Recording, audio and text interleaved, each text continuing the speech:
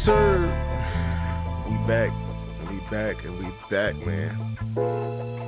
Yes. This is an important one. This is dealing with my expertise, and everything like that. And I think this is something that we need to talk about. I know no one is talking about this. Only other person I know talked about this is Boss. I know nobody else. Absolutely nobody else. And Henny. I know nobody else in the space is talking about his reference that he did to his dad. Nobody really want to hear that information and everything like that. But we're gonna talk about that today because I think there's some very good nuggets, and I think I found something, a little interpretation of it that I think a lot of people didn't connect. And look, I began researching, and I found something in this research that I feel like I got another step closer to uncovering the full puzzle piece of our head coach, of our offensive mastermind, and Schottenheimer and Brian Schottenheimer. And I'm telling you right now, like,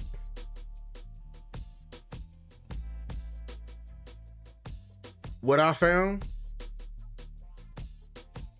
it may shock y'all, but it shouldn't shock y'all because we've been reading in between our lines, already when it came to like how he's been, as soon as he got in here, him, standing on the table for certain people and everything like that.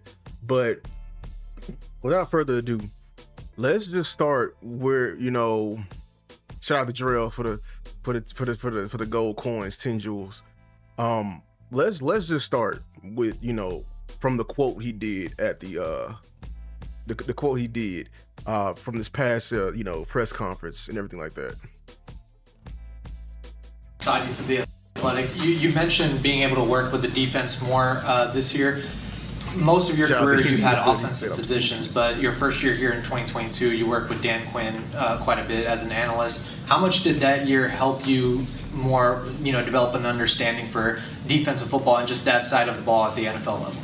Yeah, I loved it, number one. I thought it was great, but I think, my personality side is one where, wherever I'm sitting, I'm always trying to learn and I'm always trying to add, value or information. So one of the cool things for me, and I did this last year, I did it probably too late, is add my expertise as an offensive coach. So I try to explain things when CP or the defensive coach are up there talking. Here's why we're doing this, and here's why we're moving this tight end to create a advantage for us in the run game or whatever it is. And so I loved my time under DQ and those guys working over there. But at the end of the day, it's been a lot of expertise looking through my pops' old playbooks. It's been a lot of expertise looking through my pops' old playbook. A lot of expertise looking through my pops' old playbook. A lot of expertise looking through my pops' old playbooks, going to Steelers versus Browns games back in the late 80s and things like that. I learned a lot about football as well. All right. Thanks, guys. Yes. I think the one thing a lot of people overlook is how he said he was looking through his pop's old playbooks, and he said he was doing this last year.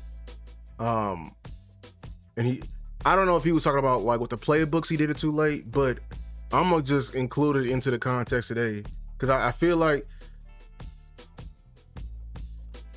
him saying that and me doing some research, I kind of uncovered some things that's gonna be very much so very important. And I'm working on a video right now, like a big one on the offensive line and what they got coming up in this year. It's probably gonna be one of my most important videos. As this gonna be, I'm going to be like, breaking, like teasing what I found today. Not teasing, but teasing what's gonna be in the video, but of the information I found that was very important of him saying that he looked through his pops old playbook. And I think a lot of people, they really do not fathom how much his dad, and me even looking back, how much of his dad is in Schottenheimer today. Like I'm talking about, like I think when people hear him say that, they think he's finna bring back like the old, the boring style of football, which to a degree he kind of do. But I'm not saying like all the way. I was watching this interview. I forgot what was a channel. It was dealing with Matt Patricia. and it was his old one of his old players from the Patriots. I think it was I forgot which receiver it is. I don't know if it was Edelman or not. The one thing he was telling me is that what I found intriguing, and I'm gonna clip it. He literally said that, and this is all coordinators, they have like a modern version of their playbook, which is something that they're constantly adding to, that they use on a day-to-day basis. They're keeping up with the modern, the game and everything like that, and staying up to date and what they call them day-to-day. And then they have another playbook, what they call is their Bible. The Bible, which is the roots of where the modern comes from. When he said that, that stuck with me. When and this is Matt Patricia saying this. He said he has his playbook, that's his modern, and then he has his Bible. And the reason, and he says, whenever he wants to add new things, he always refers to his Bible, because he wants to, because you cannot deviate too much from of where you came from and the fundamentals of your scheme. You know what I'm saying? You might change the cover two here to fit, you can play like 16 different ways, is what he was saying, but it cannot deviate from the Bible, from your teachings and everything like that. And I believe that's what Schotty, and him, I'm so happy he did that. And I know he's modernized his game. He's taken some added wrinkles from Sean McVay, some added wrinkles from Shanahan. I think everyone loves how he's modernized all these things. But the one thing that I measure as a play caller, as a coach, is how well do you do the fundamentals? And I've been saying it so much that I've been wanting personally Schotty to go back and reference where he came from his dad. You know what I'm saying? Because honestly, Schotty has came so far, but the most disappointing thing I would say about the offense last year, I think his dad would be disappointed if he was to have a conversation with him today, and he man, hey, you struggle with this? You struggle with goal line? You struggle with this? And let me show you, what I found, what I'm saying, and the reasons why I believe I would confirm this. Schotty and Marty, they are just alike. They are just alike. And I don't know why didn't I search for this before? As as somebody who studied offensive alignment, why the hell did I not reference this shit before? I'm really kind of mad at myself. I used to think Schotty, I'm talking about, Marty, as in his dad, Papa Schotty. I'm gonna start calling him Papa Schotty. I used to think they was only similar because of scheme and a running back fits. We already knew they love the same type of running back, which is the bigger physical built running backs. You know what I'm saying? Not necessarily power, not necessarily, it's not the elusive type. You can be elusive, but you better fit into their physical requirements of being over 6 foot and being in between 210 and 225 pounds or above. But I went back, the amount of great offensive linemen that Marty Schottenheimer coached is insane. It's insane. So this goes back to what he was saying, that there was a certain point of the year that he wanted to implement some things, but it was too late. I think Schotty had an omen, and if Ant was watching this, because he was literally speaking about this last week about omens, just things that constantly remind you of everything like that. I don't know why it took him so late to see that he's building this team already in a similar image as his dad. But it's not even that. It's not even because he's prioritizing offensive line. It's because he got the quality offensive lineman like his dad had. You know what I'm saying? Hold on, let me do this real quick so I can see y'all comments. You know what I'm saying? Because I can see y'all comments on this thing. Let me. Where is it at? 1 second. Trying to find it. There it is. Okay. Let me go back to this. I'm saying put that right there. Okay. So like with the Cleveland Cleveland Browns, like, because that was the years he was referencing like directly. Like he had Pro Bowl caliber linemen. He had Mike Babb. He had Dan Fike. He had Cody Risen. This is 4-year stint with the Cleveland Browns. Funny enough, I've been researching Marty Schottenheimer all this time. I failed to realize how successful of a head coach he really was. Like I knew he was successful, but I didn't think he had this much success. And it's probably why he was coaching for a long time. That's on me. You know what I'm saying? 3 AFC championships, appearances. We know that's what the bigger running backs we always kept referencing, but nobody actually ever talked about how like he had a variation of these 3 guys while he was there. Then he goes to Kansas City, and this is where he goes completely ape in terms of investments in the offensive line. You know what I'm saying? And I think in his later years when he was with Kansas City, he had John Alt, who is Joe Alt's father, the left tackle for the Chargers. He had his dad. He had, and I know this kid as an offensive lineman, aficionado, he had one of the best offensive guards in history in Will Shields. By the way, John Alt is also in the Hall of Fame, but Will Shields is probably regarded as one of the top offensive guards ever in history. You think I'm lying? Look, I'm gonna go right back to this right here, and I'm gonna just let it play while I talk about this man right here. This man was insane. You know what I'm saying? And like this is hold on. Let me pause it real quick. Because I think I don't want the sound. Like, hey, this man is a Hall of Famer. I'm talking about completely wrecking, completely just mauling people. I put this clip in here. The most important clip I want y'all to see of Will Shields, because I found it more impressive. There it is right there. I have never seen anybody dump Ray Lewis. I have never seen, and I know it probably happened, but you know what I'm saying? This is when I was a young spry. I have never seen somebody completely just casually dump Ray Lewis. This is who Marty has on his offensive line, or he had on his offensive line in his great years with the Chiefs. I just sit, and what made me go live, I was watching the old Thanksgiving game when the Cowboys played them in 1995. Classic game. We beat that ass though, Marty. You know what I'm saying? That's on me. That ain't on me. You know what I'm saying? That's on my Cowboys. But we beat that ass. But not like it was a marquee game because they was running shit over there in the AFC.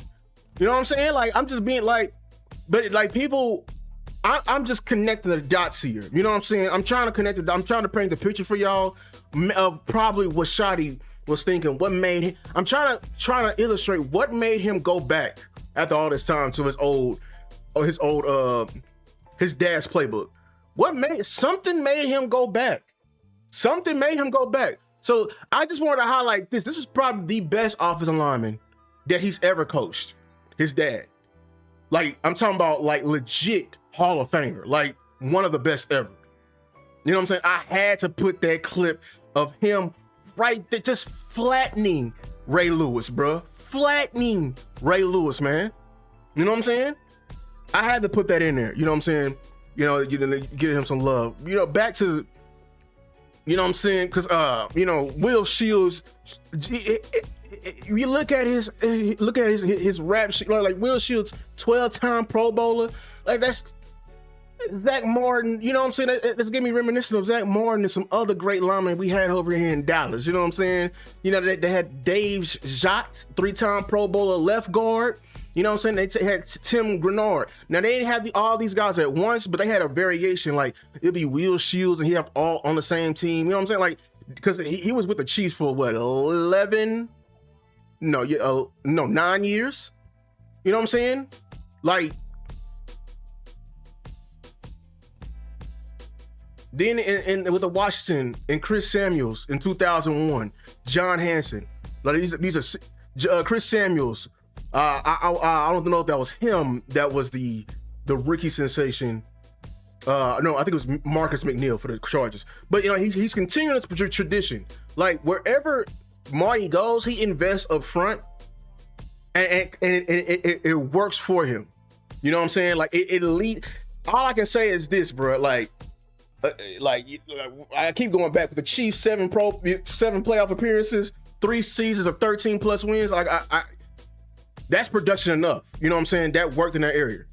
I think probably his best overall cohesive offensive line was in his last years of coaching, and that's with the San Diego Chargers. This is the offensive line for LaDainian Tomlinson, because this offensive line like had probably the most Pro Bowlers or All Pros on the same team at a time, and that's Marcus McNeil. Like he was a rookie, came in, hit the ground running. Chris Dillman, Nick Hardwick, Mike Goff, Shane Olivier. You know what I'm saying? Like these are the guys. These were the this is the line blocking for that great LaDainian Tomlinson great years, that MVP offense and everything like that. And they had that 14-2 season. I'm just connecting the dots because like we've researched Marty a little bit. We know about the power of football, but we like after I did this research. Yeah, like we should have known from the get-go he was going to beat the table for Booker. We should have known from the get-go he was going to beat the table for Booker. You know what I'm saying? And he very much so cares about what's going to happen, what's happening up front. Whenever he says, like, the offensive line leads the team, we go as this offensive line go. That's not just Brian Schottenheimer's words. That's his dad's words.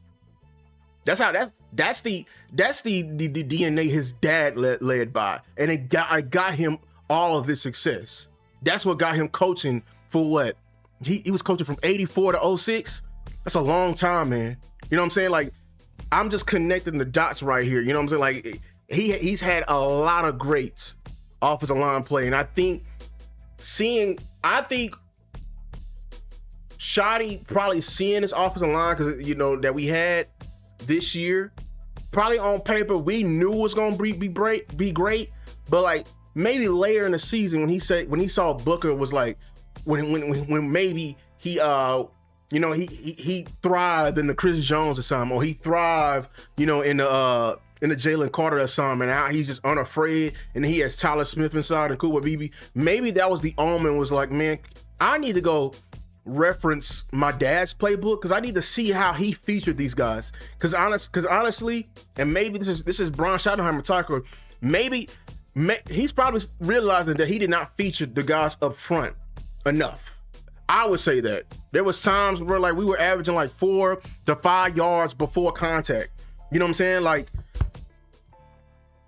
I don't think we did enough of the punishment like his dad did to open up the play action game.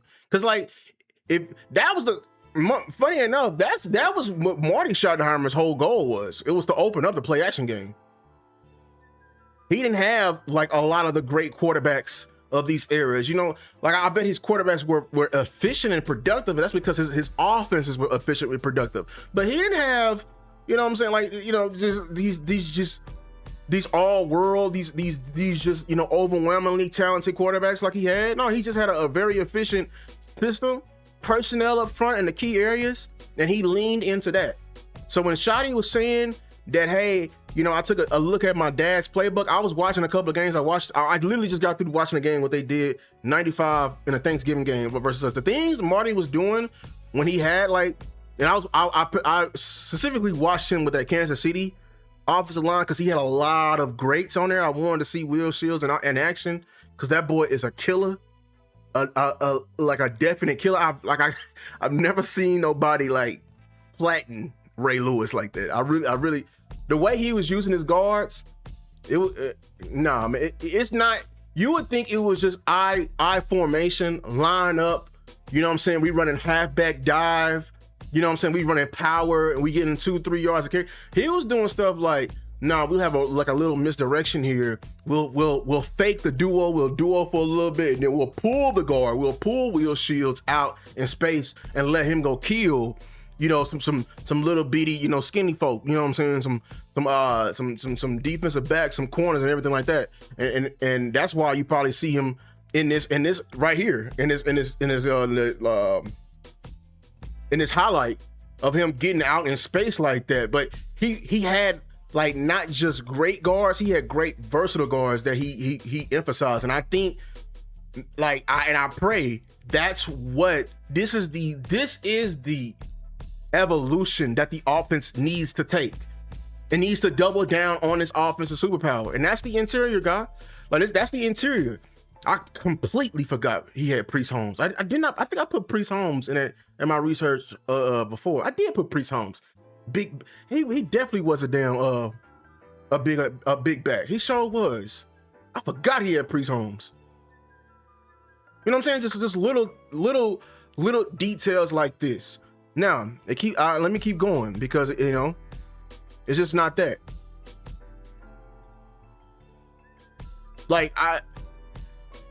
Brian is his dad.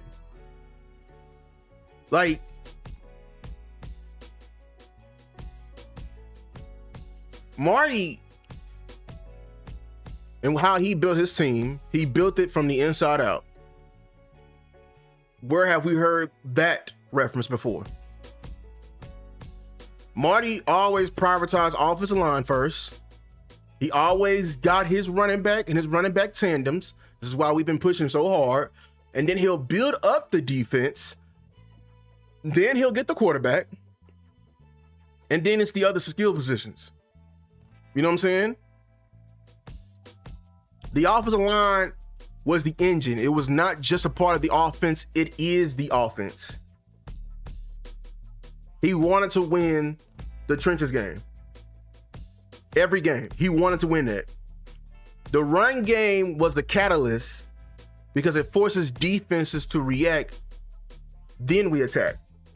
And they attack with, they actually have a lot more passing contests with what people could give credit for. The play action, the bootleg, and the deep shots. That's the whole point of why we want to make our run game dangerous. Because we got a lot of weaponry on the outside, but they can become even more dangerous when we have a actual legitimate threat in the play action when we're doing a run fake. If we can whoop on a team so bad that we even got safeties wanting to come down and take a step forward like the linebackers do. Imagine that for your outside receivers. What can CeeDee Lamb and GP do with a safety that's taking a step out of position? You know what I'm saying? What can they do? See, and this is where I believe Schotty took the more modern approach. Is that I think Marty fully believed in the run, setting up the play action. Schotty, he can be vice versa. He'll do the play action and set up the run. He'll do the running. You know what I'm saying? That's the modernization of it. He'll do a play action before he do the run. You know what I'm saying? Naked bootlegs, and he was taking deep shots, especially in the fourth quarter. That's what I noticed with Marty. You know what I'm saying? Time of possession was Marty Schottenheimer's biggest weapon. That's why he invested up front. That's what a lot of people don't get on why we want to invest for the running back. Invest in the run game. And a lot of people really overlook what made us effective, even in that 2016 year, when the year we got the first seed, and we actually didn't have a good defense behind us. What made our team overall way more dangerous is that we always had a firm grip on time of possession. And that's honestly been a lost art in the modern day football. It's not completely lost because the great coaches and the great teams will always use this weapon in the playoffs. Time of possession and you limiting somebody's turn, limiting your opponent's possessions, you controlling that. When you do that, every mistake is heightened. Every mistake is heightened. You know what I'm saying? Even in a 70 rep game, When you like completely muddy up the game and we just running out the clock like that, and you playing it, you like whenever the opposing team gets the ball, like you gotta make this opportunity, and your 3 and outs are even more dangerous. So for him to even have this, that's why he invested. I'm telling you, like, y'all want to know the why? I always talk about, like, when you get to know an offensive system, you got to know the why behind that. This is the why. This is the reason why he invested in the personnel. You need great offensive line and a big back for this scheme, because you need to always guarantee in our limited possessions, we are always getting positive yardage. We are getting into favorable situations, because we don't have the Jim Kellys behind us. We don't have the Troy Aikmans behind us. We don't have none of these other great, gunslinging quarterbacks that they had in the 90s. Steve Smith. We don't have those guys. Or Dan Marino. We don't have those guys. But in order to make the guy we have right now, who's a good, solid, manager, game manager, and make him more efficient, I need to build a efficient and dummy-proof offense. That was his system. So his ideal game plan, he want to go on a 12-play drive. He want to wear you out, 7-minute drive. You know what I'm saying? If you punting, he want to pin your ass deep. Like, Marty played old school football, like, for a coach. This is probably why, like I said, you find out reasons why a coach lasted. Hey, a good coach, Steve Young, appreciate it, D-Shift. A good coach, you can tell who's a good coach because if they coaching for a long time. That's what help them last it. You know what I'm saying? He had a physical attrition. We don't just break you down first quarter. Like they stack up the 4-yard runs. They stack up the 6-yard runs, the 12-yard runs. I'm breaking down Marty Schottenheimer scheme. You know what I'm saying? And they play complementary football within that. So when they pinning you deep, they got a stout defense to make sure your ass don't try to get back over the 50 and try to win back over the field position battle. You know what I'm saying? They won up front. Core run concepts is the power, counter, ISO, duo, stretch, you know what I'm saying, outside zone, etc. This is what this core run concepts, I believe this is what Shotty meant by him saying he's looking through his dad's old playbook, because he got it in his scheme right now. But I went back to see, because you can run, anybody can run power, counter, ISO, and duo. What makes the difference between one scheme to the next scheme is the personnel and the personnel groupings, and what are you trying to do with the personnel. So honestly, I didn't have a picture of him in this presentation I'm doing, but I think the biggest benefactor of this, and he already hinted before with him doing that, I think Honolulu just became ever so more important. I think Honolulu just became ever so important.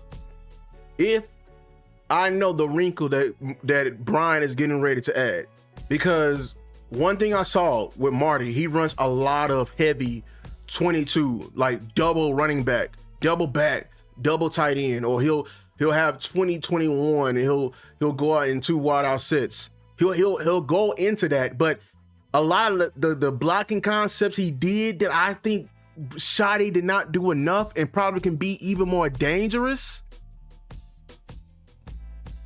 is using Honolulu. And using Honolulu correctly. A lot of people want to see him use as a weapon. I want to see him use it as well. But Honolulu has been getting better and better year after year at blocking, at lead blocking. And actually, but along with that, being that also that threat. And I think that's the modern twist of it, because the fullback position of the 90s and the fullback positions of the 2020s is totally different. That's how you can modernize it. Now you're getting further into the secrets behind what Shanahan likes to do with use check.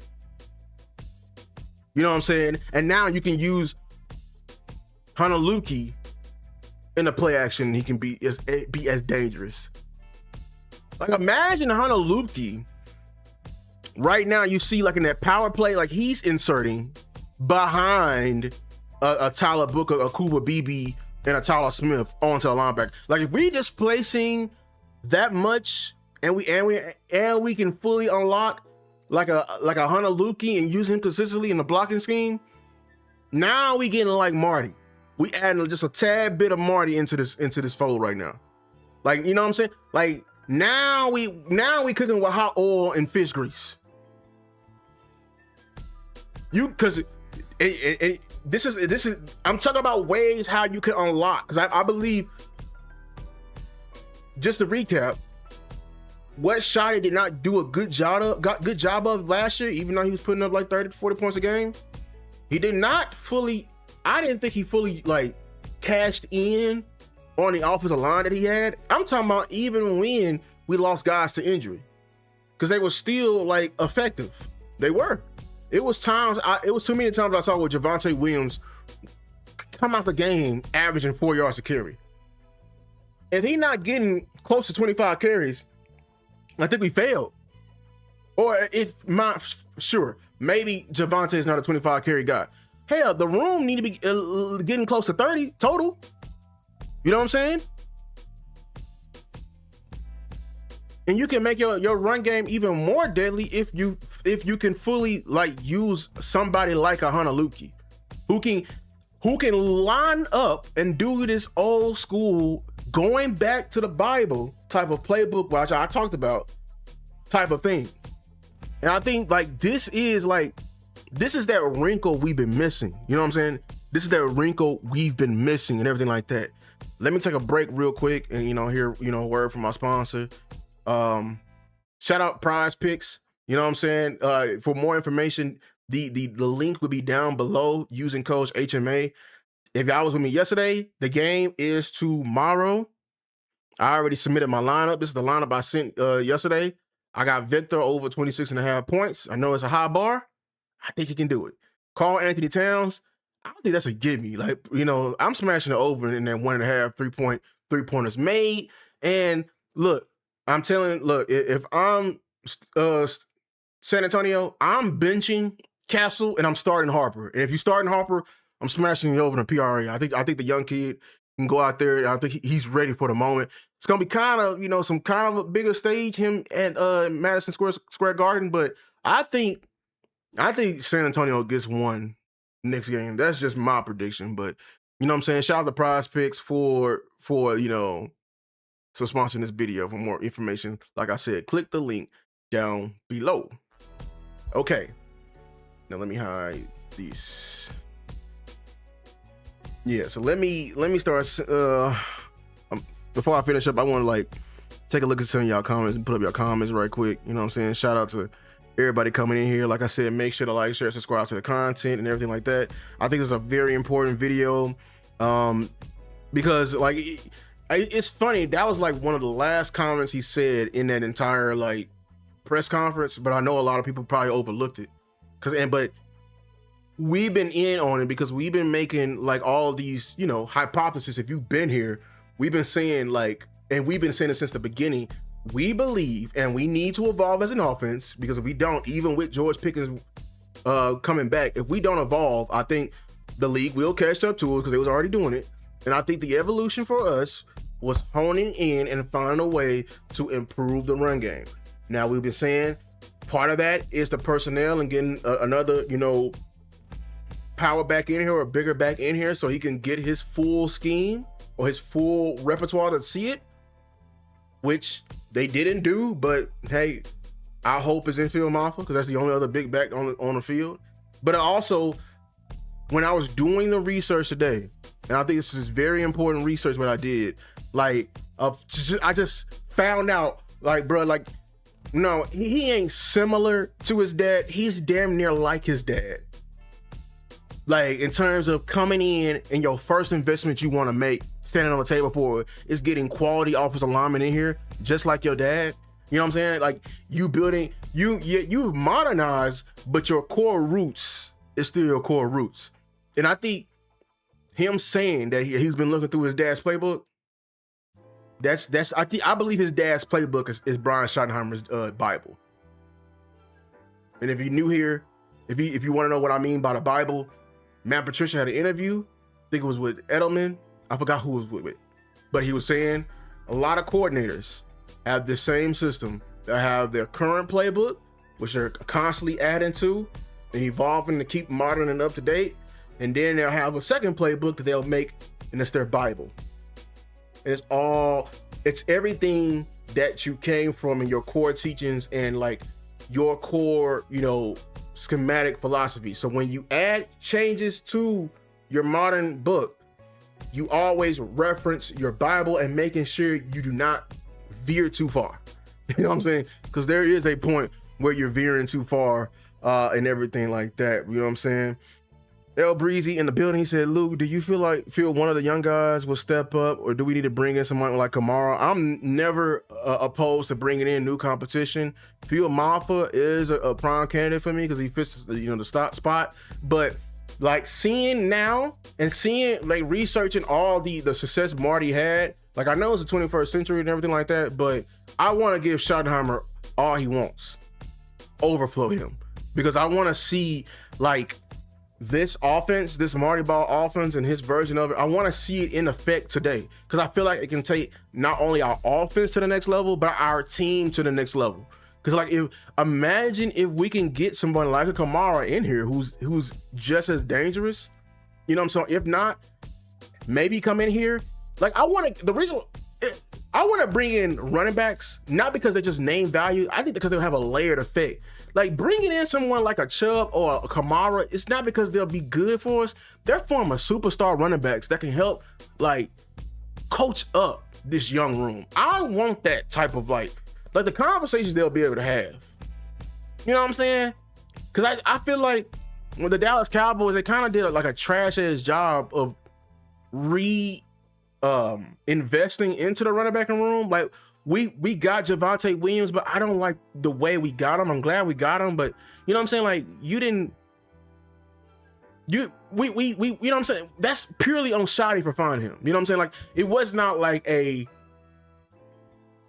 effort we cashed in on. Like I would say the best way I could to explain it, like we fully put in effort from an investment standpoint to wide receiver 2 in George Pickens. You know what I'm saying? That's something the Dallas Cowboys fully took a leap of faith and some effort on, and it paid off. I want something similar to that in the running backing room. Now, but it don't have to even be to that same degree. I'm just to like building a stable for Brian and giving him his vision so we can see it at least once or twice.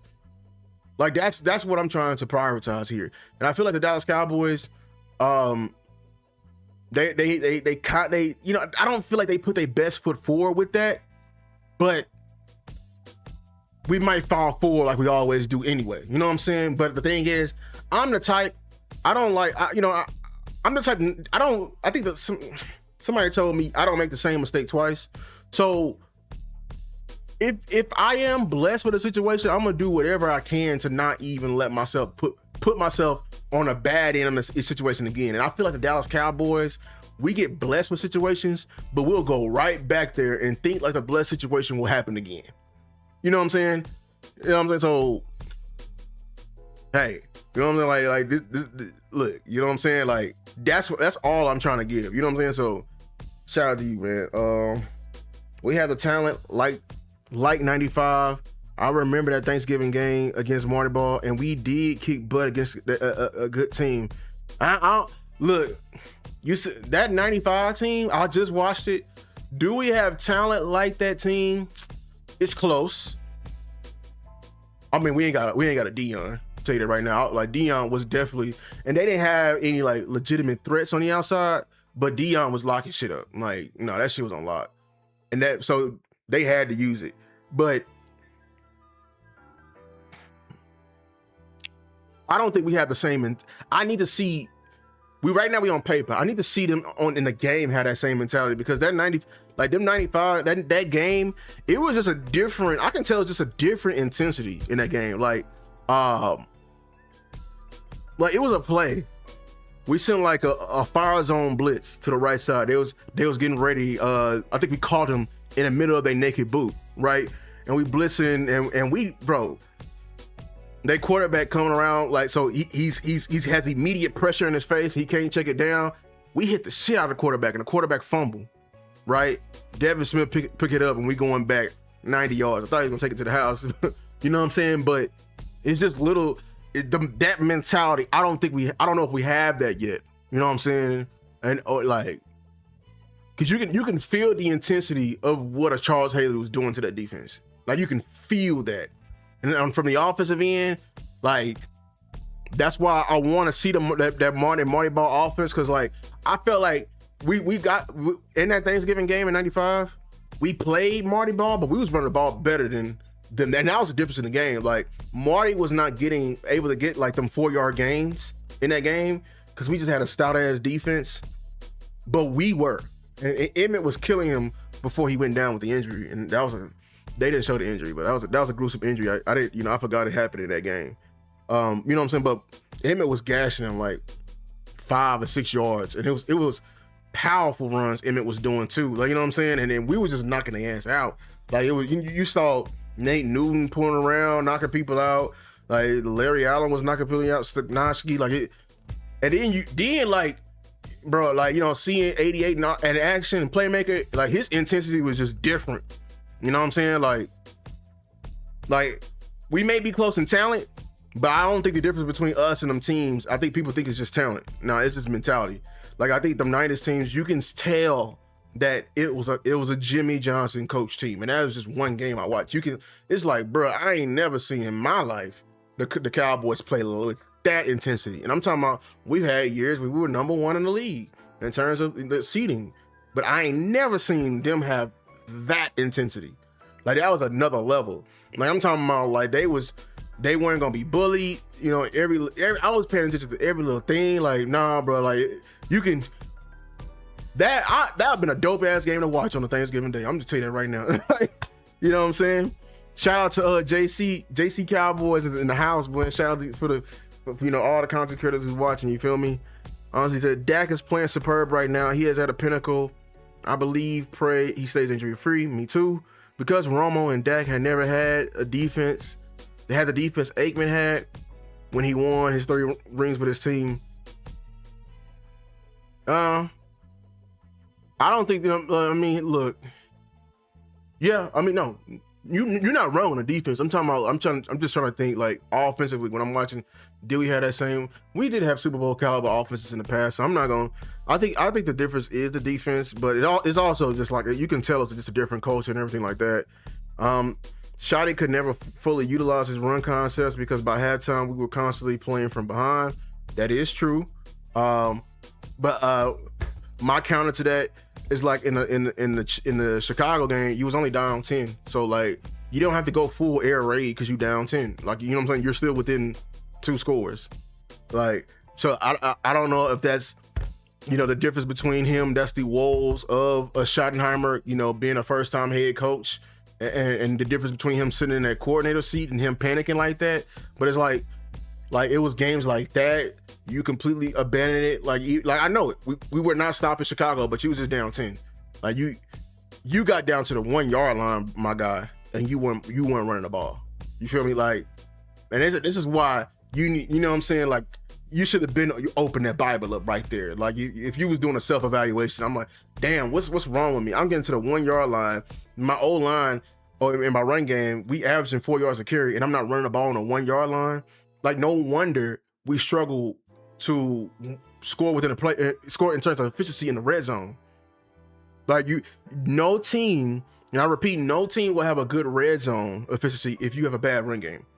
It just doesn't work. You know what I'm saying? Like, unless you just have an unstoppable ass, like, pass catching connection, like, a steady back shoulder throw. But even that, the threat of that will still open up the run game, and it will still balance out to being a very efficient, red zone. You feel me? Clayton Adams should be able to aid Shotty as well. And that's what make him, very important. And honestly, that's why, like, I'm doing this video, like, you know what I'm saying? Because, like, bro, like, Marty is doing the same thing Shotty did when he said he wanted to leave with the offensive line. He led with the offensive line. Like, that's what caused him to survive. So like getting a guy like Clayton Adams in here, like that, all this, now I'm looking back at it and seeing how his dad is. I don't know who was on his dad's staff. I don't know who was the great guys then. I didn't do my research, didn't go back this far. I'm only getting what was invested and showing the results. You know what I'm saying? But I'm just telling you, all I had to base that on is Schotty's actions today and how he was just methodical in building up his staff all the way up into building up this team, which people didn't like, with him standing on the table before a Tyler Booker. If you was to sit back, and if I had this information back when we were fighting, you know, team weapons versus trenches, like, you know, it would have been a no-brainer. Like, you know, us seeing like all these investments that Marty did. And I know people be like, oh, well, he's not his dad. Well, shit, he's kind of just like him. You know what I'm saying? Like, in terms of just having this investment and in the words he was saying, like on the night of when or the interview before the draft. So this is why it makes it, you know, that also more important in my opinion, and why like this is, you know, Clayton Adams was even more of a more important hire. Like, you know what I'm saying, like him bringing his concepts. I think Connor Riley, like a lot of people are not like college football for like aficionados like me, because I played in the FCS. I know about North Dakota State and they run game. That's why every person they put into the league, they come with that pedigree. You know what I'm saying? Like, this just that gritty pedigree, because they're going to run the ball. You know what I'm saying? And Connor Riley and Clayton Adams, like, that's where they come from. You know what I'm saying? Like, being able to do that. Well, I think Clayton Adams is more Stanford in that pro-style offense. But, you know, Stanford, they going to run the ball, too. As being for real, they put out great running backs. You know what I'm saying? Like, over the years, that's where Christian McCaffrey came from. That's where Love, I don't think he did pretty well in the league, but he was damn near a Heisman caliber back. Like Stanford, they are a 2 tight end, 2 running back line up, and we finna run counter power out down your ass. You know what I'm saying? Like, just being for real. Like North Dakota State, they 22 personnel. We finna have maybe even throw a 3rd and a 4th fullback on the field, and we finna run it down your ass. You know what I'm saying? Like, shit. I bet you if you go to a North Dakota State practice. And I always say this to like teams I played in the district who was heavy running teams. I bet they receivers ain't catching the ball at all. I bet they blocking all practice because they run the ball all game. You feel me? So like that's what make it even more impressive and everything like that. He said, "Hey y'all, we should bring in Chubb to be like thunder and lightning." Yeah, I don't think. And I don't have the graph. I don't think the Schottenheimers, because how I view like a lightning, when people do lightning, they think fast, elusive, quick guys. The Schottenheimers don't value that. They more like thunder, or thunder and somebody else had a name for it the other day. You know, like they more of that version. They're like they want to continue to hound you. Like, you know what I'm saying? Like, look at number 4, physical attrition. That's what Marty wanted to do. Marty wanted to stack 4-yard gains on you all game. Do that to you 30, you know what I'm saying, 12 times each quarter. Because by the 4th quarter, them 12-yard gains, I mean, them 4-yard gains, 3rd quarter, they're even more 6-yard gains because you've been beaten up by it. And by the 4th quarter, in the most important time where it's time to win the game, they turn into 12-yard gains. You know what I'm saying? And that punishment just stacks up over time. And like when you said like, okay, what's the result of that? You know what I'm saying? Like, that's why like you look at him, 3 AFC championship appearances. Hey, you know what I'm saying? 3 seasons with 13 plus wins. Hey, you know what I'm saying? 14-2, number 1 AFC seed with the Chargers. Hey, the results speak for itself. It's a very effective formula. It was a very effective formula because I think it's effective because it's like it got football at its heart. Like it's just pure football at its heart, at its core. That boy D Shift said thunder and earthquake. Nah, we gotta put that on the damn t-shirt. If Phil Maffa ever turn out, you gotta put that on the shirt, D Shift. Thunder and earthquake. Nah, that's a good ass name, boy. You said Marty had Wade Phillips that Chargers 06 season. He did. You know how I know that? I was watching Raw Room. It's a great ass podcast because they had Sean Merriman on, and he was talking about how he got in trouble for hitting the LT, and it was Wade Phillips that sent his ass down saying, "Boy, don't you hit LT." And I was gonna use that one day to tell people, because people really think all players be treated the same in this football shit, bro. In every level, no, bro, it's different strokes for different folks. You know what I'm saying? That's going on, go into a situation with Pickens. People really, oh, he late and everything like, no, bro, different strokes for different folks, bro. Now, if you ain't putting up 1,400 yards a game, your ass better be in the front before the lights turn on. You know what I'm saying? That's just being real. You know what I'm saying? But yeah. Like that's just being real. You know what I'm saying? But I appreciate y'all for coming out though. Like, I think this is a good, very important show. Hold on, I can't see your comment. Let me go to this right here. Yeah, Rich, he said, listen, bro, you can't hit he said, Sean, you can't hit LT, man.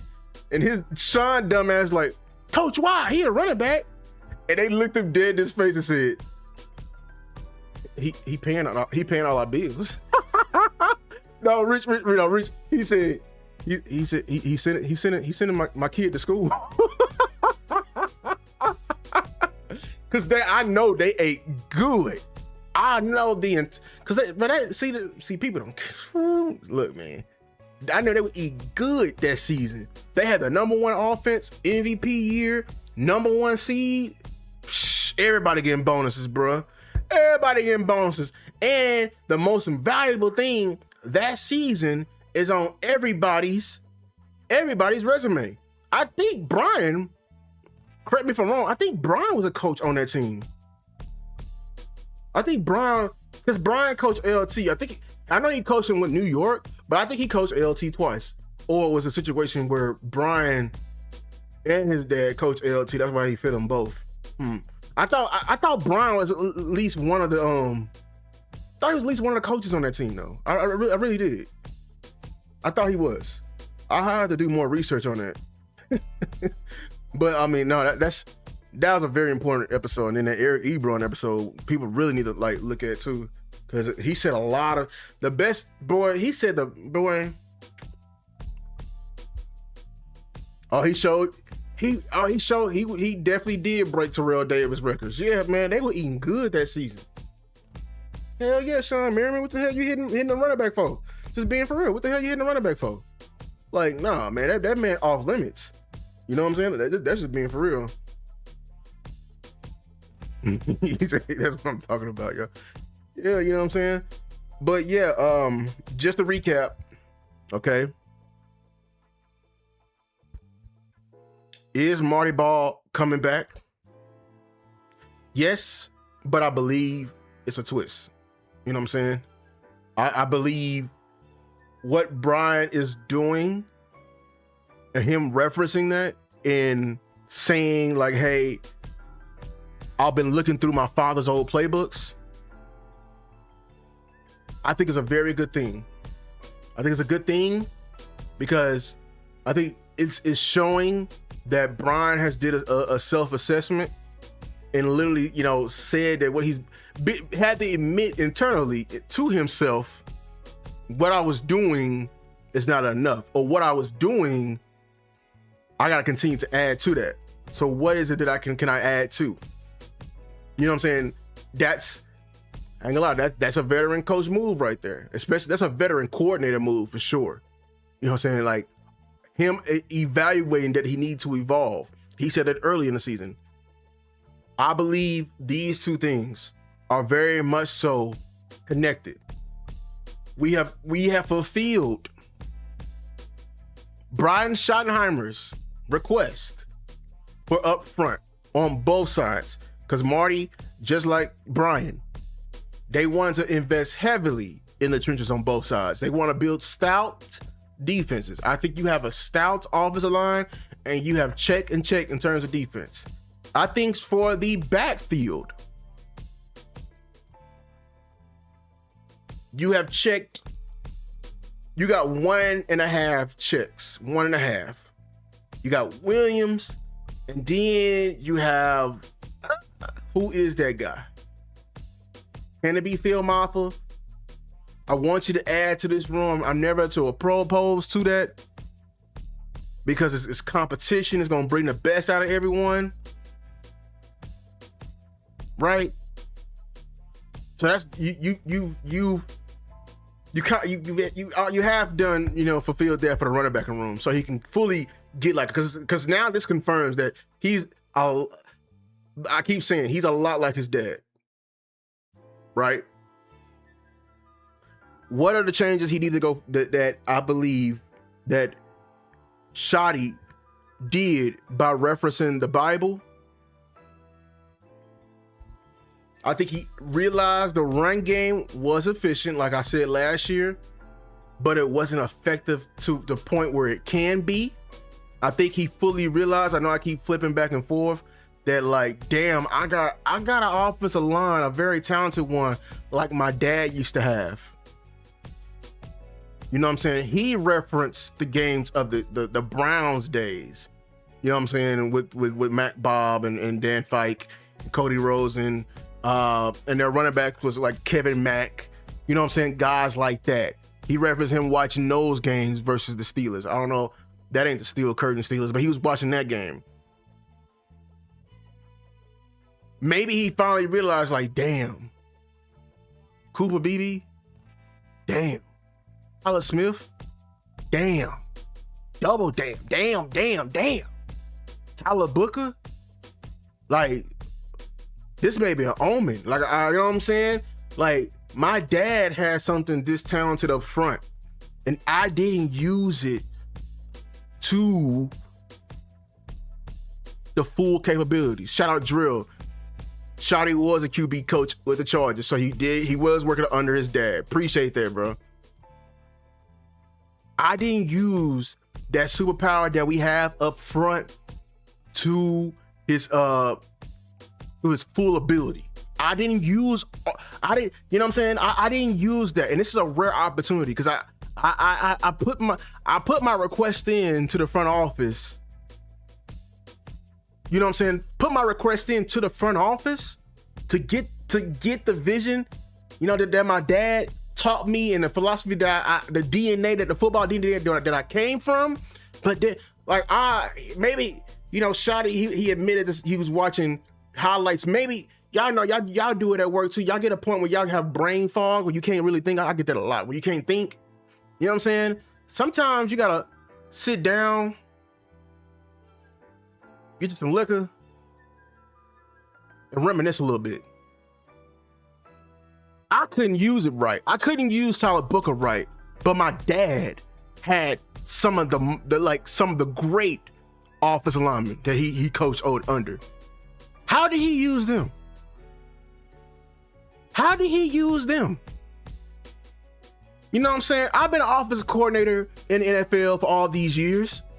I know that there's no such thing as a brand new offense. I know that all offenses, all they do is come in waves. The spread offense ain't new. Everybody believed it was new when it came out in the 2010s. Spread offense was the same thing back in the day what Don Shula was doing. You know, the spread offense was all the way back in the 1920s. They just added some modern twist to it. You know, the air raid offense ain't nothing new. You know what I'm saying? I'm blanking on that coach's name, but he was a great coach for the Washington State. You know, hey man, air raid been around since the 80s. West Coast been around since before that. All offenses, they do modernize, but their roots are the same. What are my roots? I'm Brian Schottenheimer. What are my roots? Your roots was your dad. Sometimes the key to unlocking the future, to getting better in the future, is sitting back and reminiscing what was done correctly in the past. Sometimes getting better doesn't require modernification or modernizing, but simplification. Maybe I'm doing a little too much. Maybe I need to, you know what I'm saying, just slow down the game one by bit. You know what I'm saying? We just slow the game down just a tad bit, because you know, your dad wasn't a big X's and O's and everything like that. He had the X's and O's enough for his period. But sometimes, bro, you just gotta call shit 22 dive and let Will Shields beat the fuck out of Ray Lewis. You know what I'm saying? Like, sometimes you just gotta call power right or power left and let John Alt whoop up on some great defensive ends. Sometimes you just gotta call, you know, a little bit of a wide zone and let your San Diego's Chargers offensive line sit back and let LT do his thing. Sometimes. This is me. I know people want to see the orbits, the orbit motion, the pivot motion and everything like that. You know what I'm saying? It looks nice. Like, ooh, Mike Leach. Boy, who is that? D Park, appreciate you. Mike Leach. Yes, inventor of the air raid. I'm all over the place. It's all good. Sometimes I'm doing too much. Shotty, be honest with you, last year. We talking about the run game today. You doing too much last year. You need to simplify that thing down. Just being honest with you. A lot of y'all will agree with me in the chat. Dog, get in ace formation, put CD Lamb to one side. You know what I'm saying? Get in single back I formation, put GP to the other. See what the defense is lining up there. If they want to line up in one receiver on GP side, throw the goal line fade. Throw the goal line fade, bruh. You don't need to dress it up. You don't need to put a cherry on top. You don't need to do the hopscotch, turn around, and then give the play. Dog. Some of these great coaches, bruh, they just do the fundamentals so efficiently, bruh. So efficiently. Just being honest with you, it was too many times Shotty last year. I can remind you, man, we are in the midst of a fight with Green Bay, and we got all the way to that 2-yard line. And you ran the ball, and you ran the ball at Micah, at Green Bay to get down there. Shotty, why did you stop on the 1-yard line? Reward them. Feed the big guys up front. If your dad was here today, son, let Will Shields whoop the motherfucker in front of him and hand the ball to Chris Okoye. Hand the ball to Marcus Allen. Get out the way. We don't need an eagle route. We don't need a pivot. We don't need a 9. Son, you on the 2-yard line and it's 1st and goal. You got 2 other downs for all that. Son, get in the I formation. Don't overthink it. They may point to the gap. Tell your O-line to point to the gap. And just run it. Just run it. Just run it. Son, stop getting... Let me get a picture. He pointing at you, Shotty. Stop. I hope your dad is telling you, stop putting CeeDee Lamb at that running back position, son. Stop doing that. Stop doing that wide back. Oh, it's cool. It's modernization. You know what I'm saying? It's Mighty Morphin time. It's a Power Ranger ass play. You know what I'm saying? Cavante Turpin sometimes. Son, if you're going to do that, do Jadon Blue. Use Jadon Blue, son. Like I did. Put a back there. You know what I'm saying? I love we doing positionless football, but you know what I'm saying? But there is a limit to positionless sports. Look at the NBA.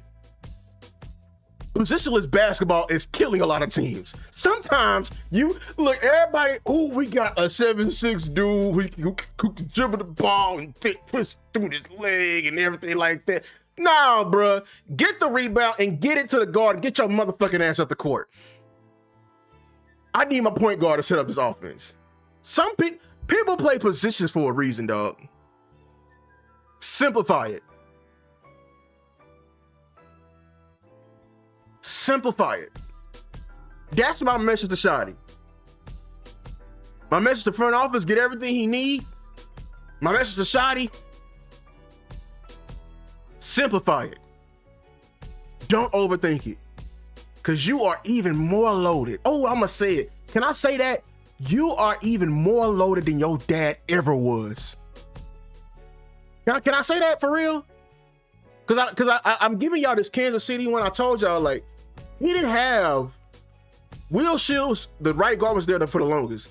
He didn't sometimes, like, I think it was 1 year he probably had a right guard Pro Bowl, you know what I'm saying? Like, where they actually intersect. The only time he had like multiple guys up front like this was San Diego. And I'm not even getting into the weapons. Brian.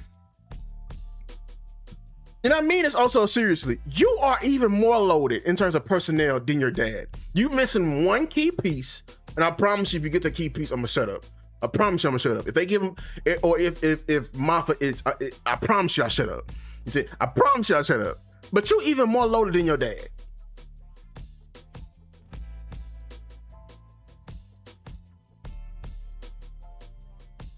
You are. And I think all the weapons at your disposal, it probably got you to like overthink some things. Just being honest with you. But I'm glad that you are referencing the Bible. And that's your dad's playbook. So listen to him. He probably telling you, son, to overthink it. I'm out.